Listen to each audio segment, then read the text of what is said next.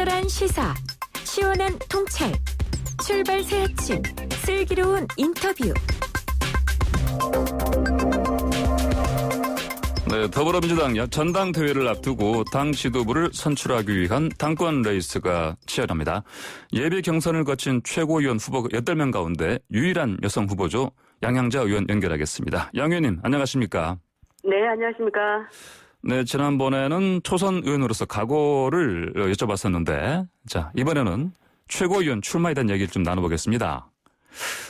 먼저 최고위원 후보 가운데 유일한 여성이어서 사실상 최고위원 확정된 거 아닙니까? 그런데 이 여성 당연직에 그치지 않겠다, 뽑아달라, 이렇게 지지를 강하게 호소하셨습니다. 이왕 될 바엔 득표 상위권에 들겠다, 이런 바람을 담으신 것이죠? 맞습니까? 네, 맞습니다.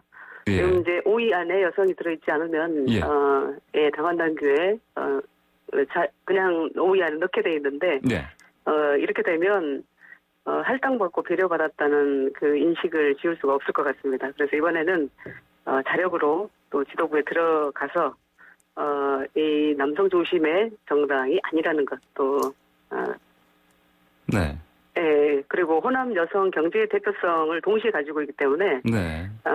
우리 더불어민주당이 항상 그 세 가지 컴플렉스로 지적되어 왔죠. 예, 네. 경제가 취약하다, 또 늘 혼합에 대한 홀대가 있다, 또 낮은 젠더 감수성이 있다.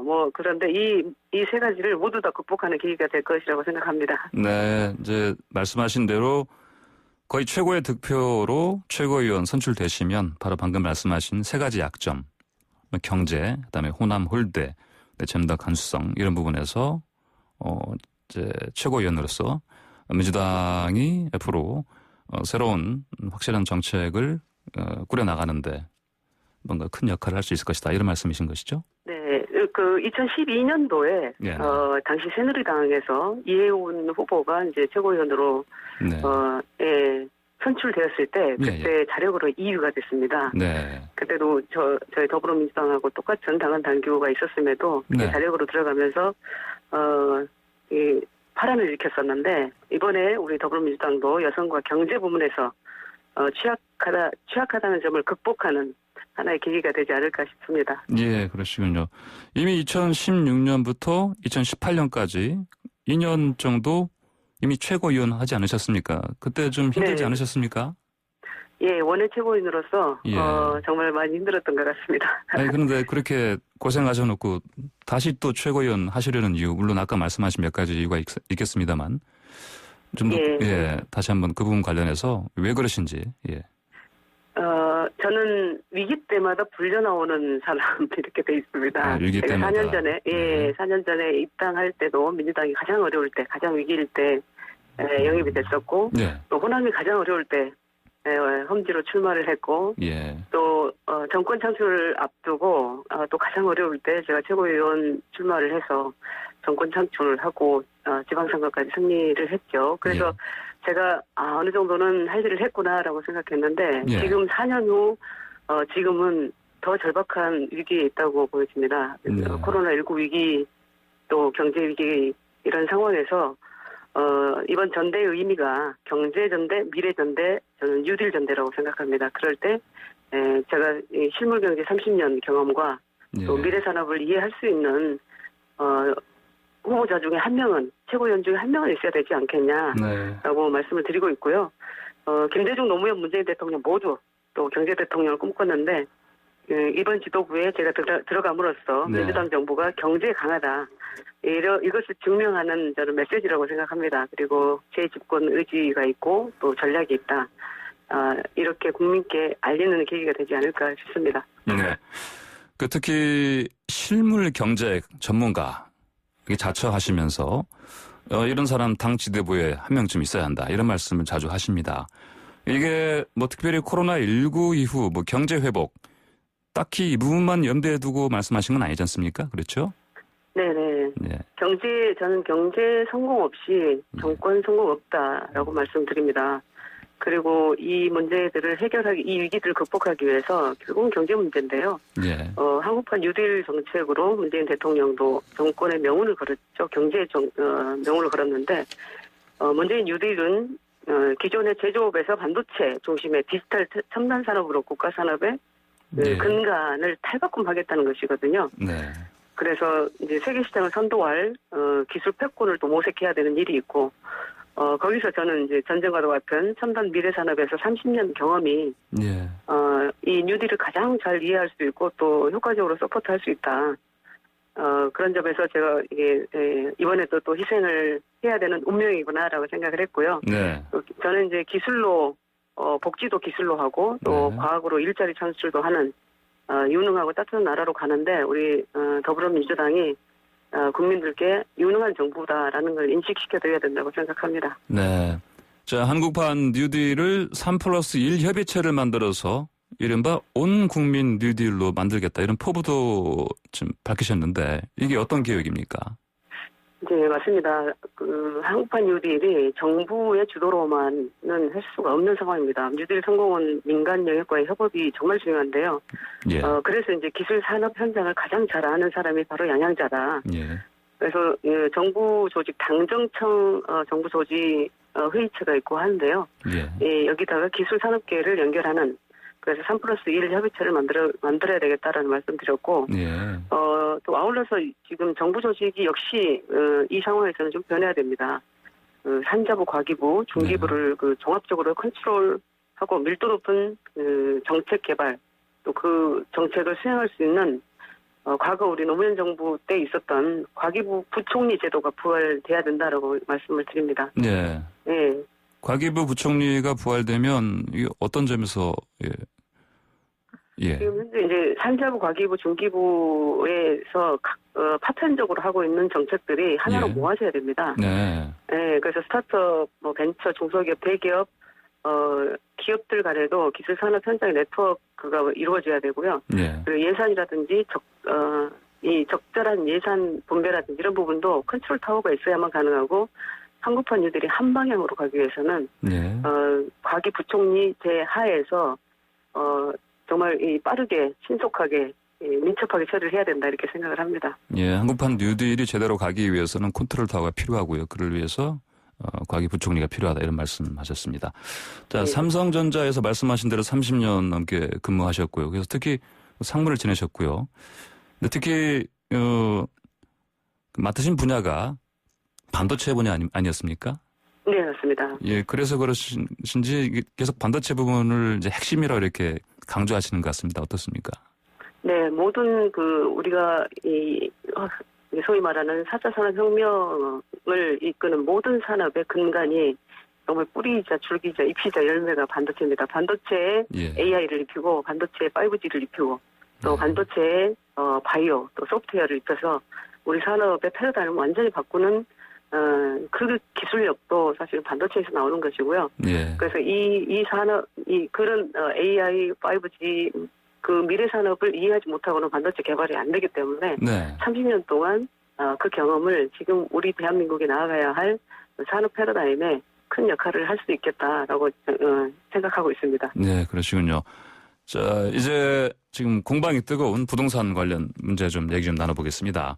자, 경제 전문가로서 현 상황 어떻게 간단히 좀 진단할 수 있을까요? 네, 정말 어려운 문제인데요. 예. 저는 이제 집값 그 자체와 또 주거 안정을 동시에 추구해야 된다고 보고요. 그래서 저는 주거는 국가 책임화에다가 지금 행정수도 이전 투트랙 전략이 필요하다고 생각을 하고요. 예. 근데 이제 행정수도 이전 파급 효과가 굉장히 클 겁니다. 네. 이제 일례로 기업이 남아할 수 있는 최대치를 충남으로 보는 경향이 있습니다. 특히 이제 대기업들도 그렇고 중소기업들도 이 수도권에서 남아할 수 있는 어떤 한계점 최대치를 충청도 쪽쯤으로 보거든요. 그런데 예. 행정수도가 이제 이전을 하면 기업들 역시 국가 전체로 갈 수 있다라는 그런 인식을 하게 될 것이고 예. 또 국토 균형 발전 차원에서도 행정수도 이전의 중요성과 로드맵을 또 국민들한테 소상히 또 설명도 하고 설득하는 사전 작업이 저는 매우 중요하다고 보고요. 네. 근데 이제 주거 안정은 결국은 저는 국가 책임이라고 봅니다. 주거 안정은 국가 책임이다. 네. 네, 그래서 공공주택, 주택 등의 다양한 형태의 국가 지원 형태 주택으로 특히 이제 서민들이 불안하지 않고 살 수 있는 주거의 안정성을 보장해줘야 된다 이렇게 네. 생각을 하고요. 예. 이제 결국은 이제 지금 집값이 이렇게 높아지는 건 뭐 다 알다시피 전례 없는 유동성 증가 또 수도권 과밀화 현상이라고 생각하는데 예. 결국은 긴 호흡으로 또 촘촘한 정책으로 유동성과 인구 과밀을 해소하는 것이 저는 답이다 이렇게 생각합니다. 예. 자, 오늘 본회의에서 이제 부동산법들 통과될 예정인데 이를 두고 이제 사실 야당도 그렇고요. 민주당 입법 폭주, 속도전 이거 너무한 거 아닌가 이런 지적도 있습니다. 어떻게 보십니까? 그런데 협의할 수 있는 여지가 예. 한 0.001%라도 보이면 예. 다시 협의할 수 있을 텐데 예. 지금 야당의 행태는 전혀 그런 소통의 예. 기미가 보이지 않습니다. 소통, 그리고 협의 여지가 처음부터 없다. 예. 20대 국회에서 가장 이게 국민들께서 질타했던 부분이 일하지 않는 국회였었거든요. 네네. 그러면 법사위원장을 고집할 것이 아니라 어느 정도는 협의를 하고 갔었어야 되는데 네네. 그때부터 지금까지 국회를 마비시킬 수는 없다. 네네. 그래서 국민들께서 주신 이 180석의 의미는 폭주하라는 의미는 아니지만 더불어민주당이 유능한 정당으로서 예. 이 통합당이 할 수 있는 그 영역까지 철저하게 해라.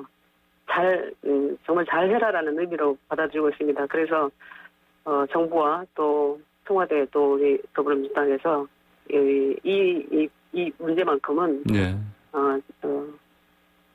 책임감을 가지고 네. 정말 잘해야 된다 이렇게 생각을 하고 있습니다. 더 무거운 책임감을 가지고 있습니다. 네네. 지금 사실 부동산 임대 시장이 이제 전세가 없어지고 메마르고 월세로 다 넘어갈 것이다. 뭐 이런 얘기들이 많습니다. 예. 그렇다면 이제 결국은 일반 세입자들 월세 지출 부담이 커질 수밖에 없는데 뭐 이런 상황에서 앞으로 어떤 안전망이 필요하지 않겠습니까? 어떻게 보십니까? 네, 맞습니다. 어제 홍남기 부총리가 말씀하셨듯이 예. 전세 제도만이 갖는 장점 때문에 좀 쉽게 선언되지 않을 것이라고 생각을 하고요. 예. 정부에서도 이제 적절한 대응책을 마련한다고 밝힌 바 있습니다. 네. 이제 지금 전세 매물이 줄어들고 있는 현상과는 별개로 월세가 부담이 되는 것은 높은 월세금의 수준 때문입니다. 네네. 이 부분에 대해서 정책적 고민 역시 이제 동반되어야 하고요. 아까도 말씀드렸듯이 공공주택이나 공유주택 등 또 다양한 주거 형태의 공급 확대 네. 이 부분이 필요하고 임대인과 임차인 모두 납득할 수 있는 수준의 월세금 타협점 모색 방안 마련도 필요하다고 봅니다. 예. 그리고 또 이런 부분에서 이견이 생기면 결국은 국가가 보전하고 책임지는 방안도 강구해야 된다. 저는 그렇게 생각합니다. 네, 그러시군요. 서울시장, 부산시장 성추문 때문에 아까 말씀하신 대로 민주당 젠더, 성인지 감수성 부족하다 이런 지적들이 있습니다. 이 부분 관련해서 재보궐 선거에서 민주당에서 후보를 내야 하나 말아야 하나 이런 고민이 깊을 수밖에 없는데 이 부분은 양 의원께서는 판단을 좀 정리하신 겁니까? 어떻게 생각하십니까? 네. 우선 이제 최근 그런 성추문 관련 일들은 너무나 죄송스럽다는 말씀드리고요. 예. 한 여성이면서 또 여성을 대표하는 더불어민주당 한 정치인으로서도 사실 너무나 죄송스럽습니다. 이 머리는 정말 복잡하고 가슴은 정말 답답한데요. 네. 참담한 심정입니다. 근데 이제 저와 같이 직장에서의 여성의 어려움, 또 워킹맘으로서의 서러움, 또 일상 속의 어떤 여성이었던 제가 반드시 자력으로 최고위에 들어가야 한다는 책임감도 더 생겼고요. 네. 그런데 이제 후보를 내야 되느냐 말아야 하느냐라는 부분에서 저는 그렇게 생각합니다. 예. 1,300만에 달하는 서울, 부산 유권자들이 계십니다. 네. 이 유권자분들의 헌법적 권리를 정당이 앗아가는 것에 대해서 저는 그건 맞지 않다, 의문이 있다 이렇게 보고요. 예. 필요하면은 당원들에게 의견을 물어서 현재 있는 그런 당교도 바꿔야 되고 이 부분에 대해서는 남은 시간 동안 국민들에게 사죄하는 모습을 보여야 된다. 네. 예, 그리고 이제 말뿐인 사죄가 아닌 말 그대로 민주당이 성인지 감수성 자체를 전면적으로 개조하는 행동하는 형태의 사죄가 필요하고요. 네. 저는 필요하다면 이 부분에 대한 그 강령, 반영 또 당헌 당규상의 조정도 검토해야 된다고 봅니다. 네. 그런 일들을 하기 위해서 정말 이번에 여성 유일에 제가 꼭 최고위원 상위에 랭크돼야 될 것 같고요. 예. 특히나 더불어민주당의 163석의 지역구 당선인 중에 20석의 여성 당선인이 있습니다. 그중에 서울 경기를 제외한 전 지역에서 제가 저 하나 지역구 당선인 여성으로서 지역구 당선인이기 때문에 그런 대표성도 가지고 이번에야말로 어떤 여성에 대한 이런 문제들은 그리고 앞으로는 재발되지 않도록 하겠다라는 굳은 의지를 다지면서 열심히 뛰겠습니다. 네, 그 당헌 당규 개정하고 뭐 사죄를 하는 걸 전제로 해서 재보궐선거 후보 내는 게 맞다 이런 말씀이시고 특히 이런 상황에서 이런 당헌 당규 개정이라든지 그 국민에 대한 사죄라든지 이런 부분에서도 반드시 양 의원께서 최고위원이 돼서 높은 득표로 큰 역할을 하고 싶다 이런 말씀이시군요. 네, 맞습니다. 이 상위 랭크가 되어야만 제가 이런 일들을 제대로 주장하고 제대로 이루어낼 수 있다고 생각합니다. 네, 끝으로 짧게 하나 여쭙겠습니다. 삼성전자 광주사업장에서 좀 논란이 있었죠. 이를테면 뭐 그 산재 신청하려다가 뭐 사실상 사측에 막았다 이런 얘기 있었는데 이 부분 관련해서 그 양 의원께서도 입장을 좀 밝히신 걸로 알고 있는데 어떻습니까? 네, 지금도 사실관계를 정확하게 확인하고 있는 것으로 알고 있고요. 예. 저는 어떤 기업은 노동자가 있기에 가능했다. 예. 그리고 저도 지난 30년 기술 노동자로 일하면서 사람을 귀하게 여겨야 사람을 귀하게 여겨야 1등 기업이다라는 말씀을 드립니다. 그리고 초인류 기업일수록 이런 노동자에 대한 처우라든지 귀하게 여기는 그런 문화가 되어 있어야 된다고 생각하기 때문에 이 문제만큼은 제가 들여다보고 또 문제가 있다면 바뀔 수 있도록 최선을 다하겠습니다. 네, 알겠습니다. 양 의원님 오늘 말씀 잘 들었습니다. 네, 감사합니다. 네, 지금까지 양양자 더불어민주당 의원이었습니다.